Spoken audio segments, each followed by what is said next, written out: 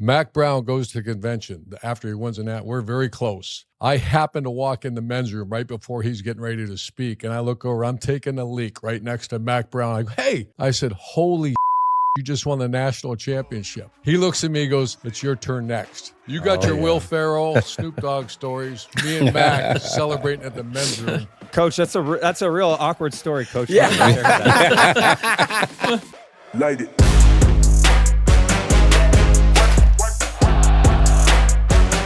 Welcome to the Triple Option presented by Wendy's. Try Wendy's new Frosty Fusions with flavors like Caramel Crunch, Oreo Brownie, and Pop-Tart Strawberry.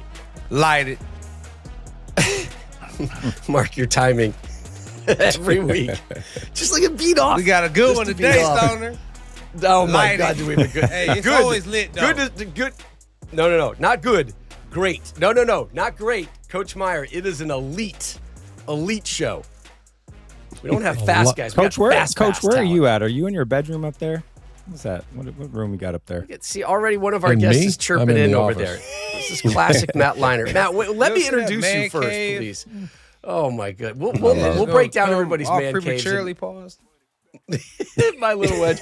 Hey, as always, welcome to the Triple Option. You already heard from Matt Leinart. He's going to join the show in just seconds. I'm Rob Stone, the coach of Meyer, Mark Ingram II, Deuce, and two other huge guests coming up in just a second. As always, love to have you here. Thanks for joining us. College football season is getting closer and closer. We encourage you to rate, subscribe at Apple Podcasts, Spotify, wherever you get your podcasts. You can find us on social media at 3X Option Show. Again, new episodes coming your way every Wednesday on YouTube and wherever it is that you happen to find your podcast. As we mentioned, big, monstrous show today. We're going to take a little break. We're allowed a brief vacation before the start of the 2025 college football season. So our next episode, guys, comes out August 20th. That is ahead of week 0 games, including Texas at Ohio State. Yeah, we might talk about that. If you're wanting to kind of like get your football fix right now, we encourage you to go back throughout the course of our first season. Take in the off-season episodes. We cover the house settlement rules. We talk with coaches, general managers, conference commissioners, athletic directors. We've got our crystal ball segments previewing all the top teams in the country. So a great way to kind of catch up and get ready for the season. Now to the great stuff, to the elite stuff. We don't have just one. We don't have two. We have 3 college football Hall of Famers from one of the greatest college football games that was ever played. Yes. Now we can bring in our friend Matt Leinart, host of Throwbacks, national champion, Heisman winner, good looking, hair's always on point. Good to have you back, Matty. Good to see you, boys. I love you, brother. Can't wait to give you a hug in real person. All right, but now, how about this? The host of The Stampede. How good of a name is that? A podcast on the Texas Longhorns. It is all about Hook'em Horns. National championship winning head coach Mack Brown joins us. 2006 Rose Bowl MVP Davey O'Brien, Manning, Maxwell Award-winning quarterback Vince Young is here as well. Boys, welcome to the show. Welcome to the podcast world. Coach Brown, what has happened?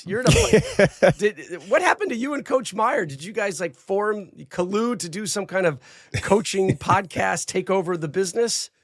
Well, we're so excited to be on, and Vince and I can't wait to get started here next week. And this is fun. This is I watch your show all the time. I love Urban. I admire him. I respect him. Here's a guy that won at Bowling Green, which has been hard to do. He won at Utah. Then he won a national championship at Florida and won a national championship at Ohio State. So he's done it everywhere. And he's done it within the rules, and he's done it right. And I just look up to him so much, and he's just a dear friend. Then had to play against Matt when he was a Heisman Trophy winner, and then had to play against Mark when he was a Heisman Trophy winner.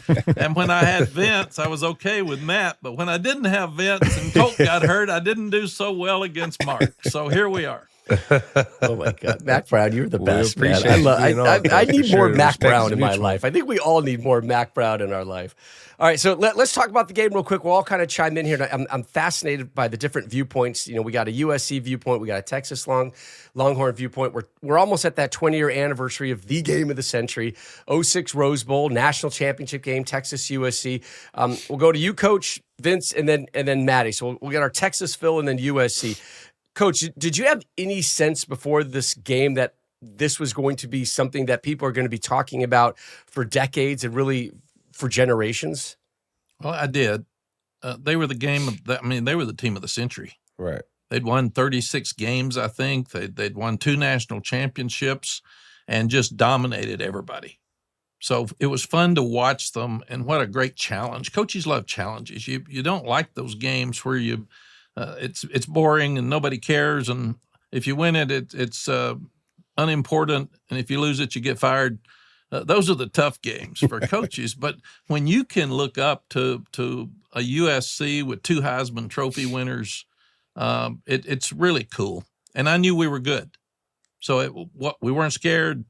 I knew we had a chance to be really, really good. I thought it would be the game that it was. Hey, Mac, I got something for you. So I just was looking at, we faced Troy Smith, Heisman Trophy winner at Ohio State when I was at Florida in the national championship game.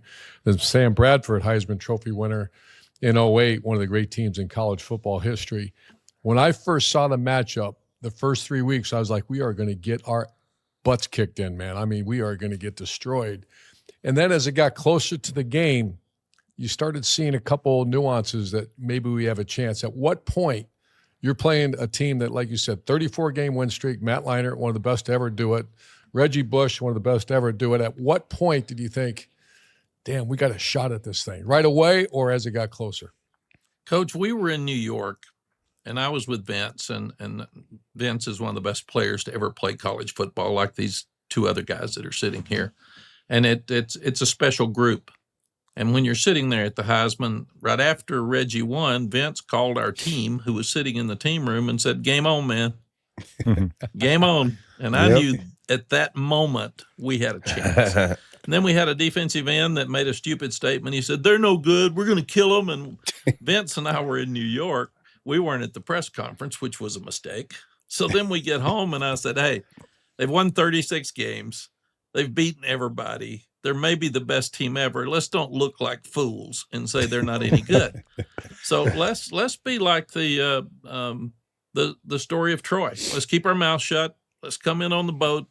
Let's either brag on USC or say nothing, and then let's win the game. We can talk afterwards if that's what you want to do. But these guys are really good. And then, Urban, we practice so well. It was every day at practice was like the game, man. They were so excited and so pumped.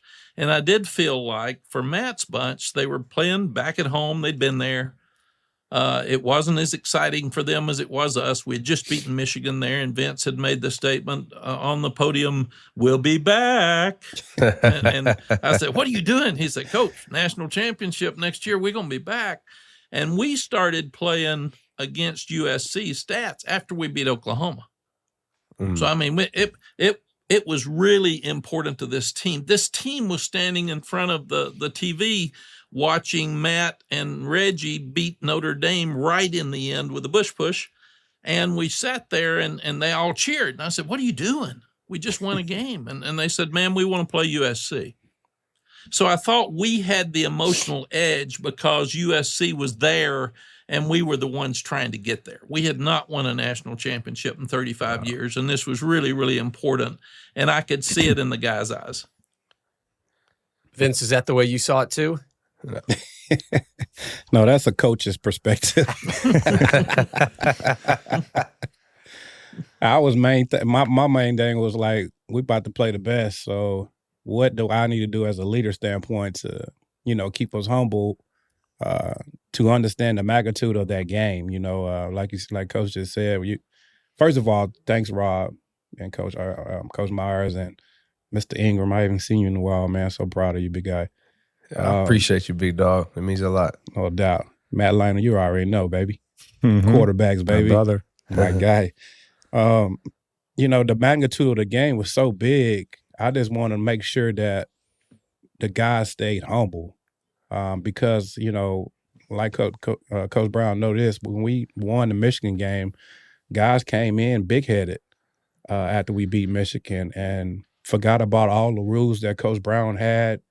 So I was just praying and hoping that that they wasn't doing the same thing they was doing before the season start, got that little smelling themselves a little bit, and forgot about who we was playing.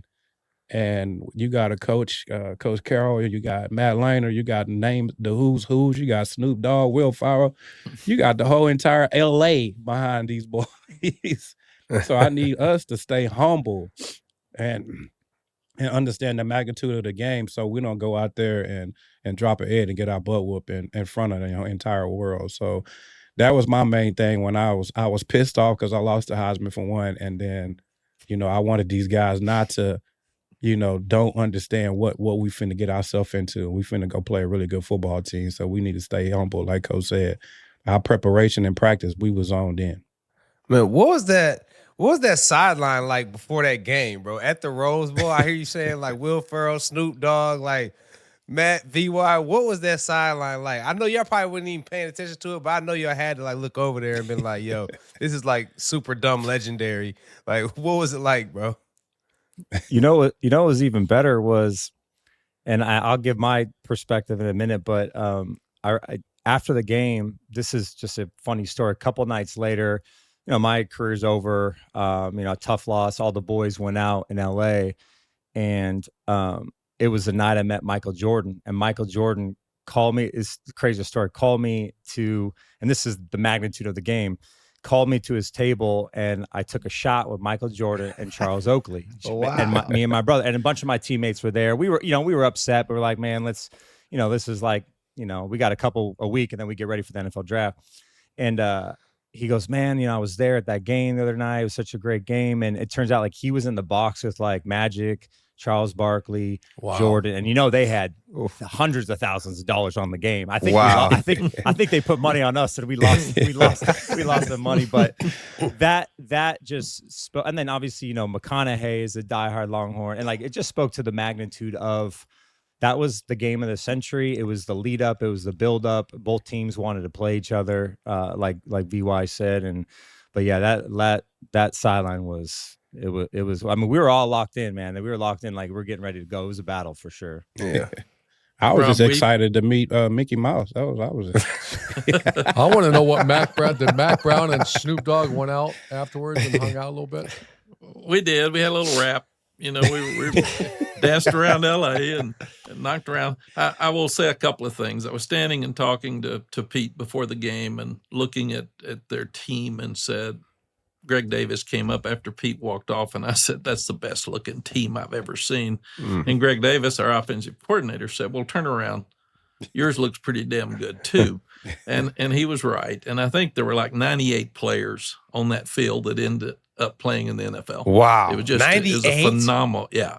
Yeah. It was just a phenomenal group of athletes. Crazy. But after the game, I didn't see Matt and I didn't see Reggie, who we had great respect for on the field. I'm getting ready to address our team, and Urban knows. What do you say?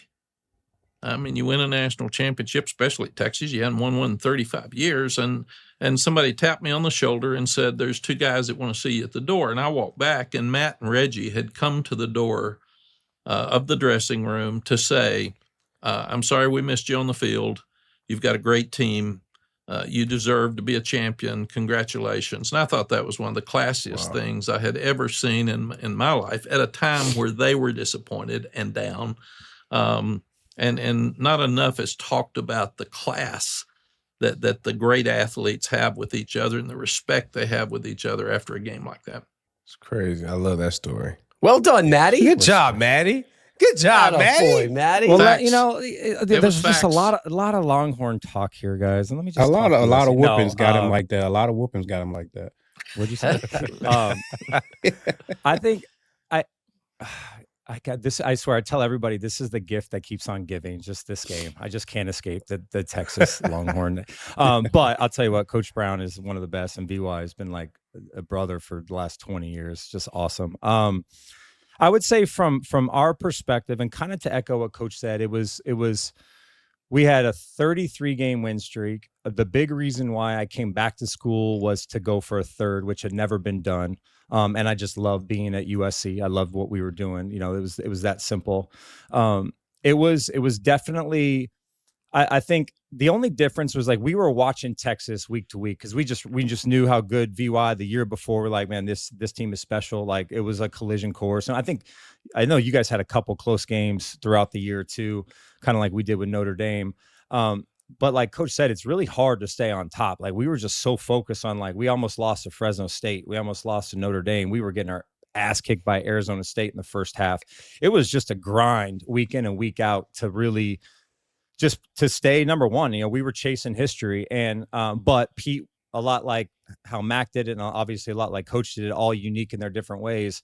He kept us motivated, he kept us disciplined and motivated, and the collision course was that I tell this story all the time. I remember, and we had Lane Kiffin and Sark were our offensive coordinators. I mean, we were loaded as a coaching staff, and they both told me, they're like, and Pete, they're like, man, we got to have to score over 40 points to beat this team. That's literally what they said. We're like, because of this guy right here, and just the explosiveness that they had everywhere. They had so much talent, tight end, receiver, running backs, and we. Going to that game, we knew they had a great defense, but we felt really good offensively. We had our guys, right? We had Reggie, Lendell, we're studs. We had a great offensive line, great receivers, but we just knew like we had to go shoot out and try and hope that Vince didn't have the ball last. And what happened? Vince had the ball last. That was it. It was like, if we can get, if we can convert that 4th down on 1 yard, like it's a crazy thing when you look back. And for us on the losing side, you look at always like 2 or 3 plays, that just like got away. You're like, gosh, if we could have changed this, maybe, we win the game or it's a different outcome. But that's football, and that's great teams battling. Mark, you've been in battles, it's just great teams battling, and they deserve it. They earned it. And honestly, to make it even better, couldn't have happened to better people, like getting to know Vince and Mack, and even like I Michael Huff and Jamal and all these guys, like just great dudes, like we all talked our smack and had fun, but like there was such a respect for them, Rob, that was probably different than when we played Oklahoma, and even it just felt different, it just felt different. Like the game was just different, and it was one of the greatest games ever played, for sure. Maddie, you brought up the drive, and I love this. And Vince and Coach, you guys will get used to this, like trying to segue in sponsorships into your conversation. So Matt did me a solid here. Guys, it is time to control your game. When you speed, you have less time to react. Follow the speed limit to keep other road users safe. Speeding catches up with you, paid for by NHTSA. NHTSA has been so awesome here in year 1 with us. Yep. So let's talk about it. Vince, the play that controlled the outcome of the game, if you will, 4th and 5 from the 9-yard line. You run it in for your 3rd rushing score of the game. You take the lead with 16 seconds left. Take us through maybe the play before, the moment you got the call, what you saw in front of you, just that whole setting. Iconic play. Well, I was definitely nervous for one. I don't think anybody in the world would tell the truth, but I will. That is one of the scariest moments ever, because Coach Brown can vouch for this. Loud send line is one of those snappers that if you're not paying attention, they'll go past your head. So I had to make sure that I catch the damn snap first. But one of the things that me and Coach Brown and Coach Davis did, we talked about, before we left Austin, the game is on the line. What play would you call, right? Man, y'all know quarterback sneak for sure. I want the ball, Coach. And Coach was like, no, well, let's call a pass play that will give you the right to, throw the ball as well as run the ball. So, again, that's why coaches coach and players play. So, kudos to Mack Brown and Coach Davis for that play. No, but what did you see right there, bro? Because I remember watching. I remember you drop back, hit the corner, hit the pylon. Over there, it's a crowd about 1 million people around you. You just flexing, looking at the stands. Too much. Like, man, what did you see when you dropped back, bro? I was actually trying to get the first down with David Thomas, actually. So, because you didn't want to give, you didn't want to give Matt the ball back. Yeah, you don't want to give Matt the ball back with enough time on the clock as well, because of the fact that they saw him so many weapons. And when we did get them the ball back, when they got the ball back, they gave the ball to Reggie, and you kind of just held your breath because you thought he was gone right there. But but I was just thinking about just basically getting the first down to try to keep the clock running and keep the ball out of their hands. But Coach Carroll ran that blitz a couple of times on me in that game, and Jay Scott and Justin Blaylock did what they were supposed to do. Everybody stayed into didn't try to do no Superman plays. Everybody did what they were supposed to do. Got the blitz, picked up the blitz. Selman Young ran his little flower route to, get my guy Rucker to, back up off me a little bit. Hey, Yeah. shout out to Rucker because that's one of Frosty. the best pitchers in the world that he has to deal with Yeah. for the rest of his life. No, I'm just interested, bro. Like, I should have got him on. you talk Right. about two of the best quarterbacks that ever played the game, like in college for sure. Like Matt, you threw for 365 yards. VY, you had 450 yards of total offense. What was it like watching each other just go back and forth when you on the field, a quarterback? It was like must-see TV, like I remember my rookie year, and I'm sure we all did this in the league. Like I played against Brett Favre, and I was like, I'm gonna watch Brett Favre. It's like I just want to watch him play because he's my favorite player. When Vince and them were on offense, it was just one of those things that we just knew, and it took us a little. I think it took both teams a little while. We had a little bit of a slow first half, and then the second half we were on fire. Like that was when we started. We were scoring and scoring. That's when we all was holding our breath like, okay, there they go. Yeah, we were. I think we were up 12 with like 5 minutes left. Like we got in. We just started to play, and for at least for us, Pete was always a great second half adjust. We were a great second half team always. Like we were always like third, fourth quarter. That's when we finished teams, and we felt good. And when we went up 12, I feel like that was the first time in that game where we never thought it was over by any means, but it was like, oh man, like we could feel it a little bit, right? Like 5 minutes left. We were humming on offense. It's going to need to be Superman, which obviously ended up being to win. And then they scored, and then it was the play. It was a fourth down, and everybody asked me about this play, and I'm sure Coach could probably test it. Like we run a power scheme that game like 4 or 5 times and just gashed their defense on. We just would average like 8 yards a carry. Lendell just up the middle. Like we ran on a fourth down, he scored, and we just felt really good about getting a yard. And then we get the yard, we win, and Reggie wasn't on the field. Everybody asked me that. Why wasn't he on the field as a decoy? He's not our power running back, obviously. And then when we got, and I just say this, when we got stopped, I just knew it was over. I was like, we aren't stopping this guy. And hopefully I was almost like, we should let them score real quick so then we get the ball back with like a minute and a half, 2 minutes left just to have a shot. I think we got the ball back with like 20 seconds left on our 20-yard line. We just had no shot. And I knew the minute they got the ball back on offense, after he had just led them down to score, I just knew it was over. I was like, oh man, this is like, I think the whole stadium, everyone knew was like, just held your breath and hope Vince just made a mistake, hope we got just something. And we fell short. Matt and Vince, I got you're talking about doing a shot with Michael Jordan and, Will Ferrell and all that. This is what really happens. Mack Brown goes to convention after he wins we're very close. I happen to walk in the men's room right before he's getting ready to speak, and I look over. I'm taking a leak right next to Mack Brown. I go, hey! I said, holy shit, you just won the national championship. He looks at me and goes, it's your turn next, and we got it next year. So you got your Will Ferrell, Snoop Dogg stories. Me and Mack celebrating at the men's room in the convention. Hey, remember that, Mack? Coach, that's a real awkward story, Coach. Yeah.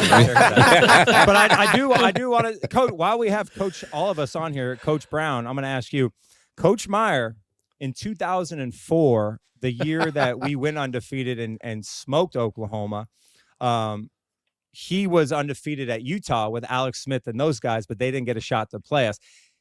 I know he doesn't believe this, but he really tries to poke me, saying they would have kicked our ass if they would have played USC. Can you guys just please tell him that Utah team had no shot of beating us in 2004? So we can just put this to bed, Coach. Wow, Matt, it's just like me saying if Colt hadn't got hurt, we would have killed Mark in the national championship game. When you don't have to prove it, it doesn't matter. You're right. It doesn't matter. Coach could. He's just going to stay with that every year. Hey, Coach, we had the game plan for Colt. When you had to throw the freshman in there, it threw us for a loop, man. He came in, he was what a great advantage for us to have a quarterback that had never played. We was like, oh yeah, we got this in the bag. Young Bull came out there spinning that thing, man. We was like, whoa. No, we got back in it. Matt, the thing I remember is I think it was 6:49. Yeah, you score and go up by 12, and this is where you two guys are so good at what you do and you win national championships, because Vince came immediately down to the team and started telling the bench, man, we're good.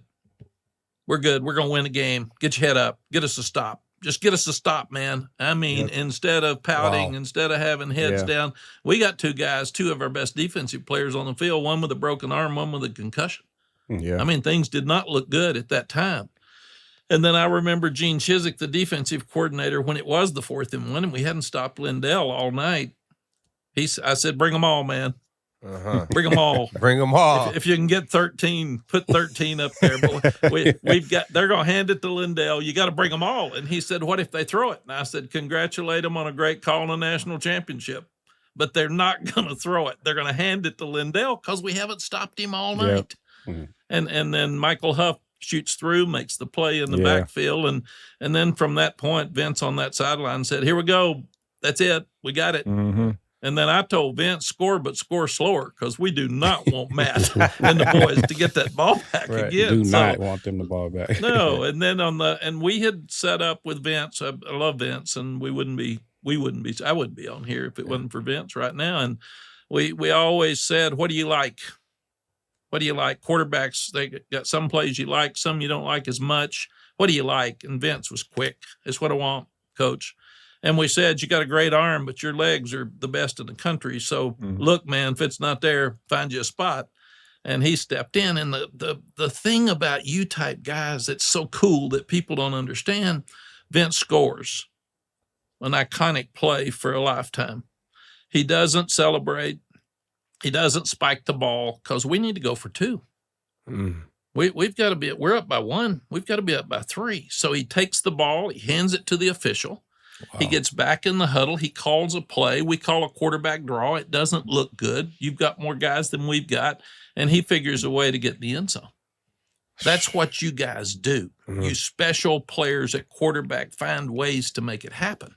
And that's what goes unnoticed by people. Most people would have celebrated. Most people would have gotten a 15-yard penalty, and then we don't get the 2 points. And you had a good field goal kicker, and people asked me, there's 16 seconds left. They said, you weren't even excited. I said, man, we're kicking off to Reggie Bush. This game wasn't near over. Right. And I said, that slow tight end, and you didn't even have a slow tight end. You had a fast tight end. But if we could find one to kick it to, he was going to pitch it to Reggie anyway. So that's what ended up happening. But that's what made the game so special.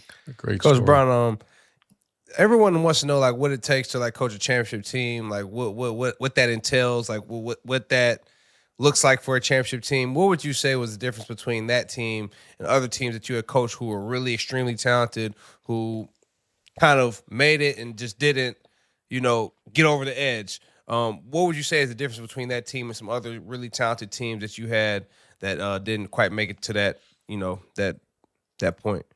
Mark, leadership, confidence, depth.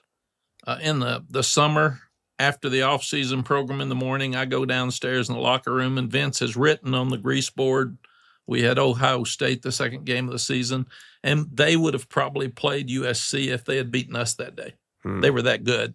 Yeah. And Vince put on the grease board, if you want to beat Ohio State, meet me at 7 o'clock on the practice field. And this was June, and they all showed up. So that's when you know the boys are serious. And then in practice, like your all's teams, we were so talented. Every day in practice was a game, man. Yeah. They fought each other, and they took care of each other. But they competed at the highest level. So normally the team that we would play on Saturday wasn't as good as the one that we played during practice. We just and then you have to keep that emotional edge. And that's the hardest thing. Don't get complacent. Don't start thinking you're good. We're getting ready to play A&M. We've just beaten Kansas 66-14, senior day. And I got a call from Bill Parcells. He's coaching the Cowboys, and I played for him at Florida State. And Bill Parcells says, you're in trouble, man. And I was like, Coach, we're undefeated. We're going to play A&M. They're 4-7. He said, yeah, that's what's wrong with you. And he actually came up with a statement that said, you're like a fat rat eating a piece of cheese, man. You're eating it, and you're feeling good about yourself. A&M's over there. They don't have a bowl game. They have no chance to get anything except beat you. It's all about you this week, man, and you're about to get beat. You better be careful. So I run downstairs. I drop pieces of cheese at every locker. I put his quote up. And then at halftime, we're down 29-24. And they are playing their butt off, man. and Coach Parcells was so right. So I walked in halftime and I said, okay, Coach Parcells was right. We didn't eat enough cheese to die, but we damn sure ate enough to get sick. But we're going to come back and be okay. So we won the game 40-29, but that's the day that Reggie went off against Fresno State. And that's the day I think the voters voted and Vince lost the Heisman. Just because we didn't help him as much and didn't play as much that day.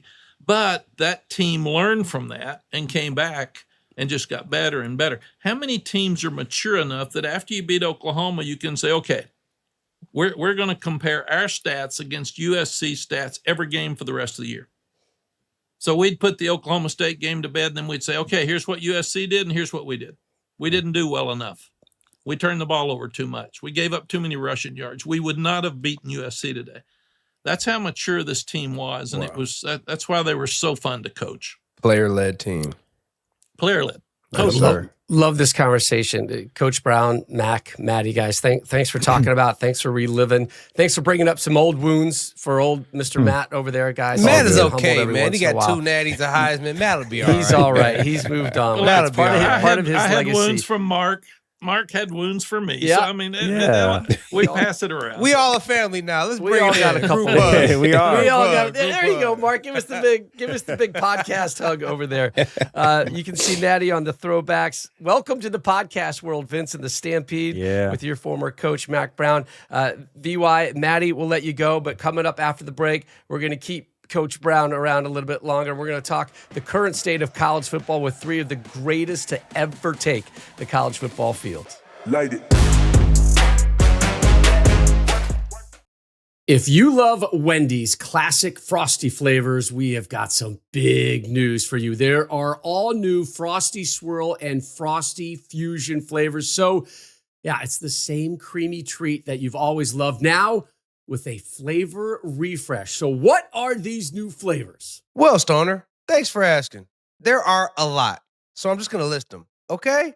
We've got the Frosty Swirls, strawberry, brownie batter, and caramel. Then we've got the blended Frosty Fusions, caramel crunch, Oreo brownie with swirl thick brownie batter sauce and crunchy Oreo cookie pieces, and Pop-Tarts, strawberry with a street strawberry sauce and chunks of crazy good Pop-Tarts pieces. You know your flavors. Not to mention that, yes, you can still get your classic vanilla. Try them all and find your favorite. Are you going to be a strawberry swirl girl, a caramel craze fanatic, brownie batter buff, Pop-Tart strawberry fanatic, Oreo brownie stay? These are all really, really good questions, Mark. Anyway, whatever flavor you're craving, odds are we've got a Frosty for it. So check in for sweet treat time with Wendy's all new Frosty flavors. A refresh on a classic, gotta be Wendy's.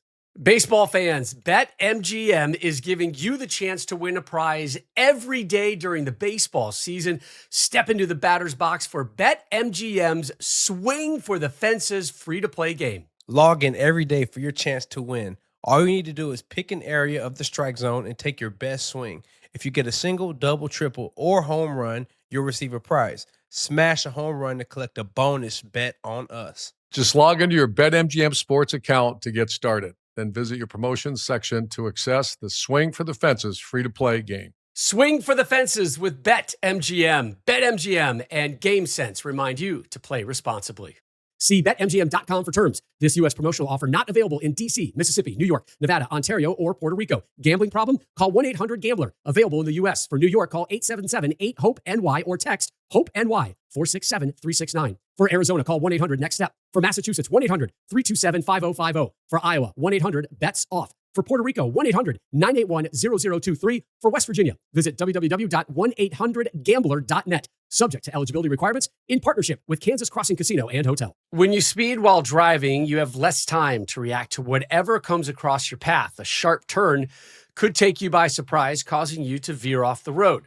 Another car could turn out in front of you, leading to a fender bender. A truck could brake suddenly, injuring you and the other driver. A pedestrian could be walking their dog and your foot on the gas might lead to tragedy. You may not think any of these things can happen to you, but you won't see them coming until they happen. When you're speeding, you don't have time to course correct. It only takes an instant for disaster to strike. The speed limit isn't there just to protect you, but everyone around you too. So slow down, obey the law, and keep everyone on the road safe. Speeding catches up with you. Paid for by NHTSA. Welcome back to the Triple Option presented by Wendy's. We've talked about college football past and one of the great games in the history of the sport. Now, let's get into the future of college football with the Treat of the Week presented by Wendy's. Try Wendy's new Frosty Fusions with flavors like Caramel Crunch, Oreo Brownie, and Pop-Tart Strawberry. Coach Mack Brown, continuing the conversation. Coach, we have talked a lot on the Triple Option about so much that has transpired over the course of the offseason. The biggest one, probably the House settlement being passed. Players will get paid. A new commission is going to help with enforcement. What was your reaction to hearing that that players will now be paid directly by the schools? I think it's a lot better. We should have paid players forever. Urban and I got $15 a month. Mark was a super player. He should have gotten a lot of money when he played. Thank you, Coach. And what happened was the universities abused it. They took the money. The conferences took the money, and the players and the families didn't get any. If we had given even a stipend for graduation, give Mark $150,000 when he graduates to get his life started. If we could have paid parents way to games, or we could have done something to help these families before it got to a point where it was just ridiculous.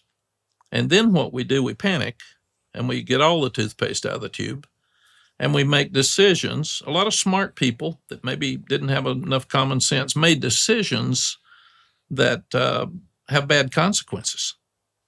So right now we don't have any guidelines. And then you get transfer portal, and the transfer portal and NIL at the same time are a disaster because that creates tampering.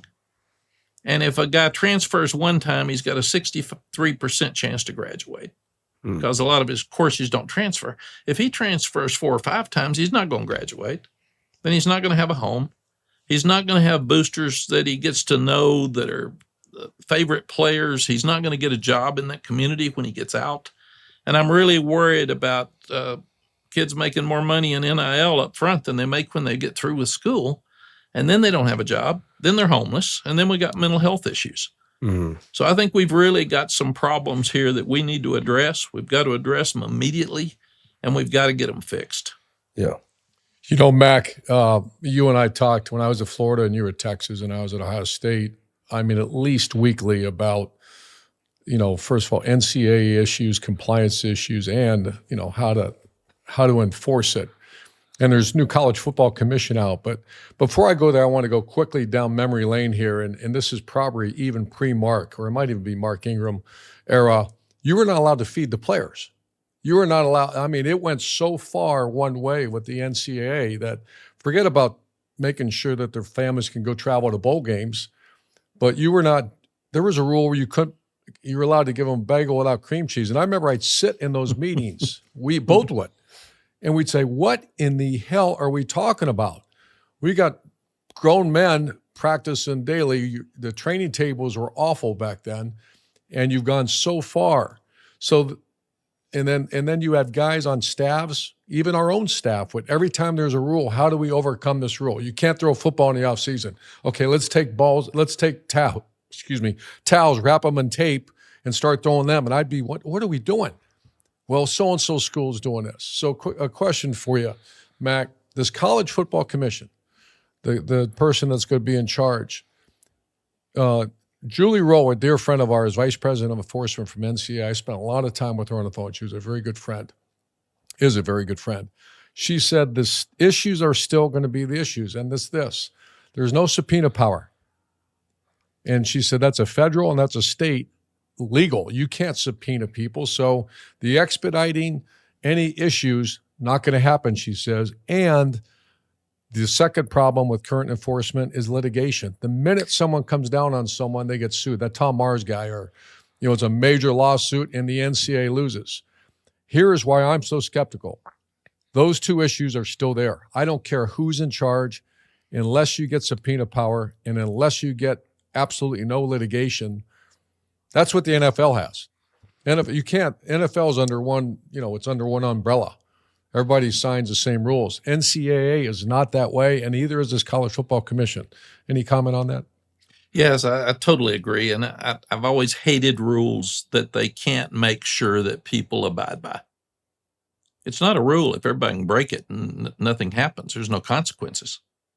So I think, Urban, instead of this czar, this one guy, I think we get Congress, we get the commissioners, we get top coaches, we get top ADs, we get top presidents, we get the NCAA in a room and say, what's best for college football?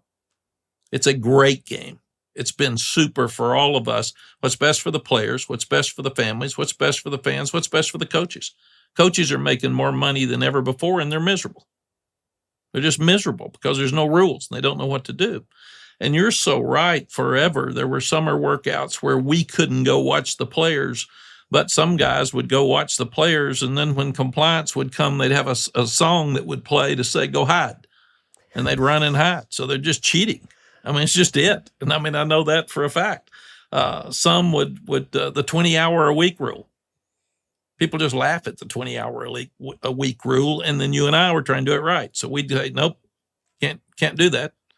You've got to cut it off right now. You can't practice anymore.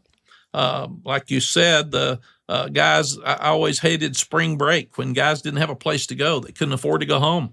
They didn't have any money. They couldn't eat, and we couldn't pay them. So you have to find a player to take them home instead of feed them. Gosh, feed these kids and take, or like you said, what is a snack? What does it matter? Feed them. Remember that. Feed them. Bill Snyder from Kansas State, who's a great friend of ours, called one day and said, is it true that you can have nuts and berries and bagels and that's it? And I said, yes. And he said, what's that about? And I said, I don't know who made that rule. But a lot of the rules were made by people that have never played and never coached. And we've got to put some common sense into these rules.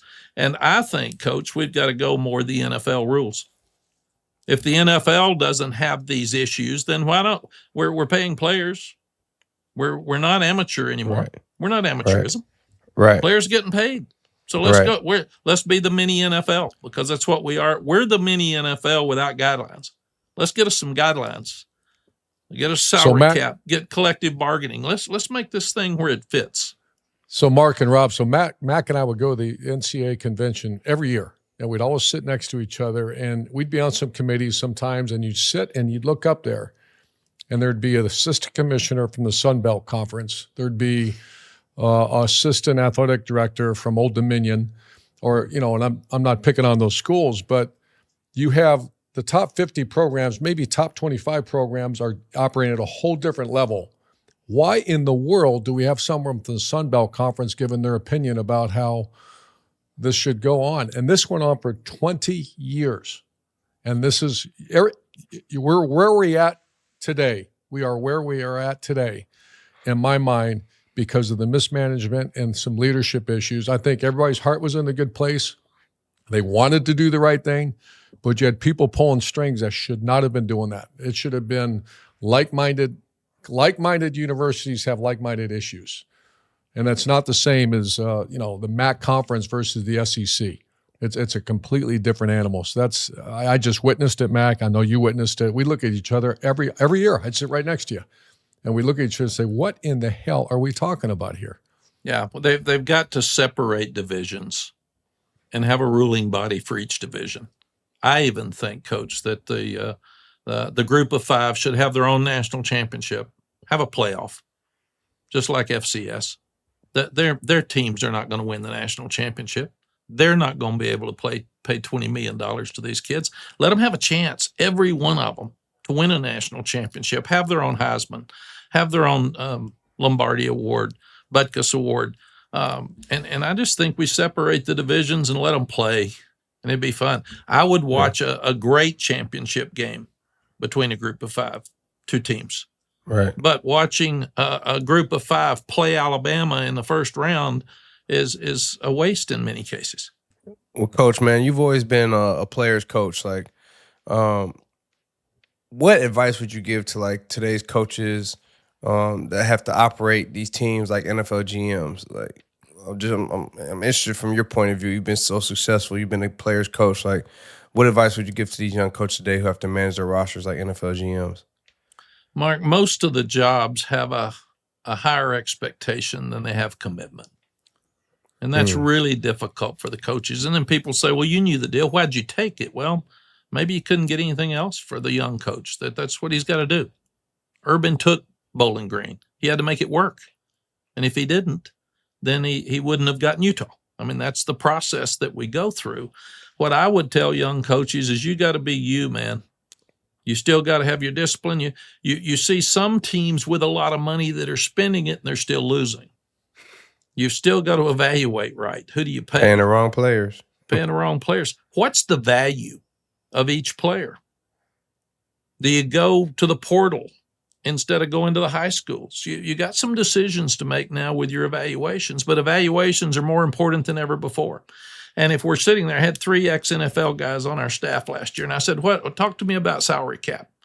What is that going to mean for us? They said, that means your offensive line coach is going to have a certain amount of money. And you and your general manager are going to sit in there with him, and if that left tackle asks for $1.4 million and the right guard and the right tackle asks for $700,000 apiece, then and you only have that much money, you're going to have to make a decision. Do you let the left tackle go and replace and move the right tackle to left tackle and keep the right guard and get you another right tackle, or are you going to keep the left tackle and lose the right guard and right tackle? You look at your safeties, you got enough money. What's the value of every safety? And we've always done that with assistant coaches. If an assistant coach came in and asked Urban for a raise, he'd have to say, what's your value to me? Can I get somebody else better? Right. I don't need to pay you more. You need to pick it up, man. Yeah. You got to coach better. What's your value? And that's what we're looking at with each one of these players now. And the guys that are in trouble are going to go heavy portal because they're not going to go high school guys because people aren't patient anymore. And do you have enough time to develop that 3-star safety, or are you going to go to a college team and get a older, more mature safety? And that's what's really hurt high school recruiting, which I hate. Yeah. Hey, Mack, I want to change subjects for the last question here. And you're known throughout the profession as just, a genuine, sincere, and good friend. And you were to me. So I took the job, Mark and Rob, at Florida 05. And we had great success at Bowling Green, great success at Utah. Then I step into that different planet now, the SEC. And we lose to Alabama, and we lose at Alabama, at LSU. And Mack, I get a phone call like on a Sunday night. He watched a press conference, and it looked like someone beat me with a bat. And I'm walking, and my cell phone rings. I don't recognize the number. And then I don't answer it. I get a text message, hey, it's Mack Brown, give me a call. So I call him. I said, Mack Brown? Never met Mack Brown. And I answer the phone, and I'll let Mack take it. But basically he said, hey, it's Mack Brown, and how you doing? And I gave the standard, I'm good. Everything's great. Everything's fine. He said, no, honestly, how you doing, brother? And I said, really? Not good. I'm 6 feet under already, man, and I've only been here a couple months. And he walked and talked me through the things he went through in his profession that other coaches have gone through, ways to handle, the stress, the perfection, the fan base. And Mack, to this day, I called Marcus Freeman. When I see that same look on a young coach's face, because of you, I pick that phone up and I call him. And I want to tell you, thanks for doing that. Thank you. I had the Joe Paternos, Bobby Bowden's, Coach Royal, Bo Schembechler, Lou Holtz. Those guys would call me, and I would text or call them. They'd call me right back, and I'd say, I'm in trouble. How do you handle this? And they would hit me. And I thought that's my role now. My role as an older coach is to help younger coaches. And I'm not going to call unless I respect the guy. I loved what you were doing. I didn't know you. I'd never spoken to you. But you did a great job at Bowling Green. Not good. You did a great job at Utah. Both are different jobs. And then when you go to Florida, I just left North Carolina and gone to Texas. And I could say something at North Carolina, and it was funny and it was cute and everybody laughed. I said it at Texas, and it was national, and everybody's beating me up. And I'd get home, and my wife would say, "Did you really say that?" And I'd say, "Yeah, I was cutting up." She said, "Well, they missed that part. They didn't know that you were cutting up. They didn't think it was funny." So I think that's what we do. You and I are at a point in our careers where we've had a good run. We've had a lot of fun. We've done some things we liked. We've done some things we would have done differently. And what a gift to be able to tell a young coach, I wouldn't do that. And here's why I wouldn't do it. And I tried that in 1972, and it didn't fly. And here's why it didn't fly, and it sure wouldn't fly now. So that's fun for me, and I appreciate you saying that. And it was an honor for me for you to take the call. Guys, Saturday, August 30th, Texas at Ohio State. All right, coaches, bullet point me. Mack, why does Texas win? Or why do you think they can win? Urban, why do you think Ohio State wins? Coach Brown, I start with you. Well, I didn't like that it's the opening game for either team, especially one loses in the semifinals, one wins the national championship and loses his quarterback. We had Louisiana Lafayette the week before we went to Columbus to the Shoe. So we had a warm-up, 160-3. So we at least, the routine of getting on that bus and getting all the new players together and Friday night before the game, and what do you do in pregame? They're not going to have that. This is going to be that young quarterback at Ohio State, Arch Manning's first really big deal, and it's going to be in front of millions of people. I like Texas because they've got Arch back, and Ohio State's inexperienced at quarterback. And I like the fact that it's at noon for Texas. I played it at 8 o'clock at night. I don't know how many people were sober there, Urban, but they were screaming and cussing. And that was the loudest stadium I have ever heard in my life. And it was a wonderful experience and fun. But you do not want to go to Columbus, Ohio at night. I can promise you that. So when I saw it was a noon game, I thought, what a great advantage for Texas. They don't have to sit there all day. They don't have to be nervous all day. You get up and you play, man. And at 12 o'clock, it's going to be a lot different environment. Still be loud, but it's not going to be the same as it is at night. I think Ohio State, I think it's going to be a great game. And I think this, before I go on Ohio State, Arch Manning, and I've watched a lot of them, and this is going to be, a player with that name and that background and the expectations put on him. He's going to have to play great. And he's picking a tough team to play great at in a tough environment. If he struggles, mark this down. There's going to be a lot of pressure on that player, unfair pressure, because he is a hell of a player. Is he going to win the Heisman? I mean, those are big questions to ask. But here's why I think Ohio State's got the advantage. They have Jeremiah Smith, the best player in college football, and I don't think it's really that close. You can roll up on him, you can double him, and you can slow him down. You can't stop him, but they have other weapons. That Carnell Tate's going to come into his own. That's a big, freakish athlete as well. This Julian Sain, they say he's probably going to be the quarterback. But I think the ability to have someone other than a one-show team, and that's Jeremiah Smith, they got more than that. They've recruited so well the skill positions there. That's why they won last year. You can slow down Jeremiah Smith, but you can't do it with the other weapons around like they have. So I think it's going to be a great game. And obviously, Mack, are you coming to it? I am. I'm sure I you am are. going to sit on my couch in Linville. We might get you on Big Noon that day. We're good. All right. Got to work on you that. gotta come. We'll be on Big Noons, and I'll even miss my morning golf game if you want me to do that. The sacrifice is real. Hey, The Coach, tell me he can come sacrifice play is- up there yeah, at and Muirfield with us. It'd be tough, but I will do it. Coach, tell me he gonna come play up there at Muirfield with us, man. I need to, without question. Coach Brown, so Meyer so be kind of you to sandbagging, join us. so you got to watch him. I love hearing your voice. I'm so happy you're still involved in college football, and we cannot wait to hear you and your former QB, Vince, a couple Texas football legends, and now co-host of the newest podcast from AMP Media, The Stampede. Great name, guys. The Stampede, a podcast on the Texas Longhorns. It is available at all the same places you get our show. In fact, they just dropped episode number 1 this week. Coach, enjoy the rest of your summer. Can't wait to talk to you again down the road. And stampede it up, my friend. Stampede. Thanks, Rob. Thanks for having me on. I love your show. I'm a huge fan, and it's fun to watch you guys. And you have so much fun, but you give us so much information. So good for you. Thanks, Coach Brown. You the man. Legend. We appreciate your time. Light it. Welcome back to the Triple Option presented by Wendy's. The Triple Option Crystal Ball. Last time this season, guys, we're breaking out the Crystal Ball, and it is brought to you by BetMGM. BetMGM is giving you the chance to win a prize every day during the baseball season.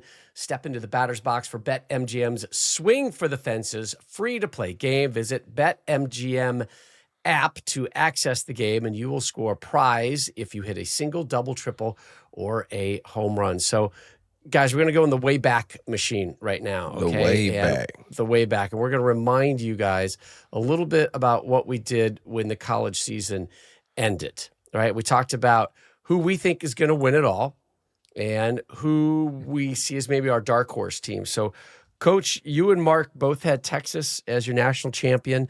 Dark horse was Tennessee for you, Coach. Mark, it was Bama. I had Penn State winning it, and I had two dark horses, LSU and Clemson. We take an updated look at the odds because they have changed since. That's a good mixture of teams there. That we It's got. a lot. It's a blend of a lot of teams out there. It keeps the conversation going, right, Mark? All right, It's nice though. It's legit too.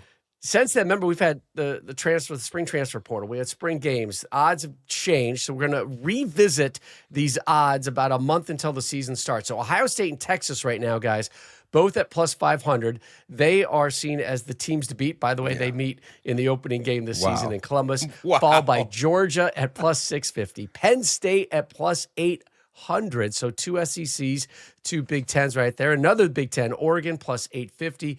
Clemson plus 900, Notre Dame plus 1,400, Bama and LSU plus 1,500, Michigan plus 2,200. So, Mark, I'll start with you again. You had Texas and then Bama as your dark horse. How are you feeling about those right now? I still like them. Still to this moment, man. You talk about Texas with Arch Manning taking over at the helm. He had some big game experience last year, some very important reps that he took last year with Quinn Ewers being injured. Talk about their defense, who has been traditionally ranked in the top three over the last 3 seasons. They returned 6 starters. Talk about Steve Sarkisian and what he's been able to do, back-to-back CFP appearances. They're just their recruiting class. They're full of talent. They're full of coaching. They got the quarterback.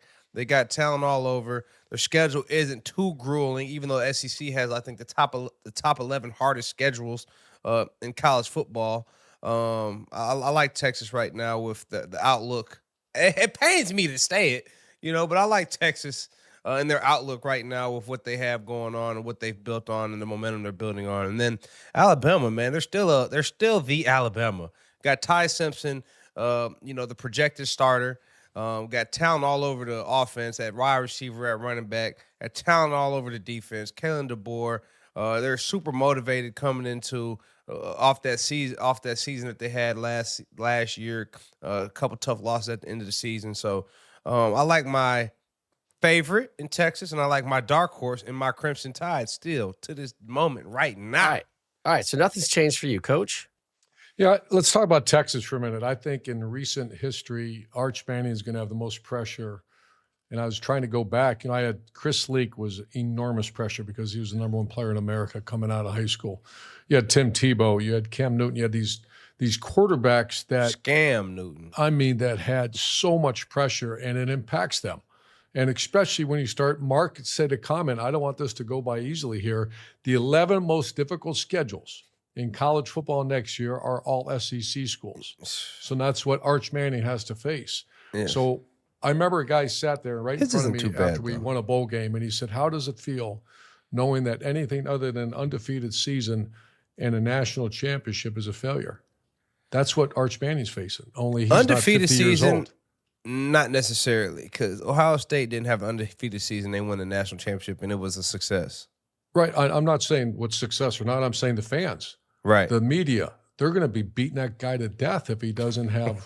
Once again, I don't know what his success is. I do, but no, I agree with you, Mark. I mean, with that, the schedule playing SEC, but people don't look at it that way. This guy's the next coming. So not only are you I playing still the like SEC schedule, you're also playing at Ohio State to start the season. Right. So I like Ohio State, Texas. That makes sense. Tennessee's gone. I don't. I had them. This is before the Nico transfer, which still to this day, I'm scratching my head saying, what in the world happened there? There's going to be a story someday about what happened there. I don't know what it is. Why would you leave a team that just made the playoffs? He's as talented quarterback as I've seen in a long time.